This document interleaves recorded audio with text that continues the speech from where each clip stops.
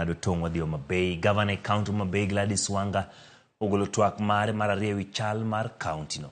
Kamano yango kenge ma osegoyo kod chenro ma en go ne bero ngima jopiny kokalo chwalo chenro mag dongruok mamulo sectors duto. Kaka jafwambo marwa Ali Abich lero, Gavana Wanga bendo yango ni omenda maromo bilion 1.8 ok bi chulo e gorak bang' komiti mane ochuogo marango gope mag kaonti yango ni ne gin mag miriambo.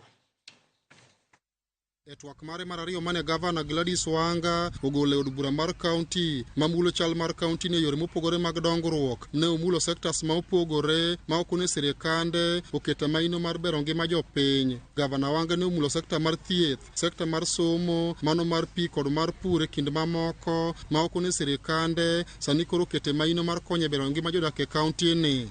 We have trained 261 community health assistants and 2,954 community health promoters have been trained on electronic community health information system.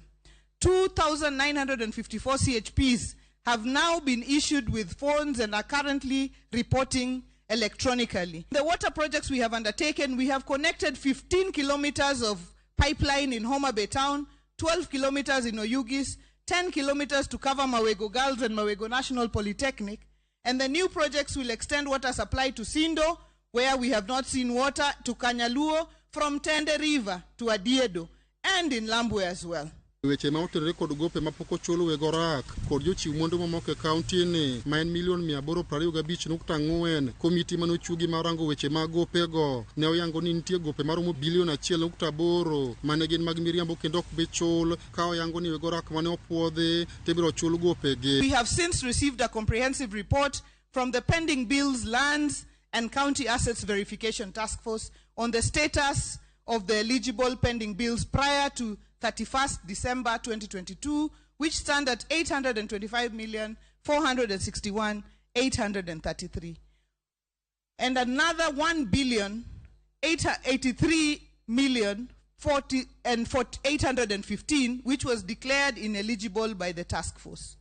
All affected suppliers and contractors have been allowed to appeal and will get a fair, legal and just consideration. That we remain committed to paying as soon as funds become available, and we ask for your patience. E weche magola ne okune sirikande potio kod migepe mopogore kamotingo nyaka sirikal mamalo mar medo chwalo kony ne familia bura masane koro pi mapong kendo muomore osekelo nege pek e kaunti ni.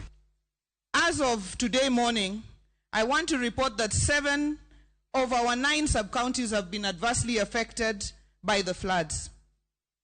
4,506 households with 22,530 individuals, hundreds of acres of land with crops, livestock and property have been swept away. We appeal to well-wishers and call on the national government to work with us as we have done to support our people. Moko kuom MCS mane oloso bang' twak makamano okoni pod gibi otiyo machiegni kod gavana kod jotend migepe mage e chopo singo mag dongruok ne jopiny. Wang'iya ne kabisa contractors manose mi tich manose kaw contracts. Wadwaro ni ka koth rumo ni pap to gidonje barabara kendo tuomo ikruok ma county government mar Homa Bay osebedo godo e chenro mar mondo tim. Ali Abich, Ramogi TV, Homa Bay.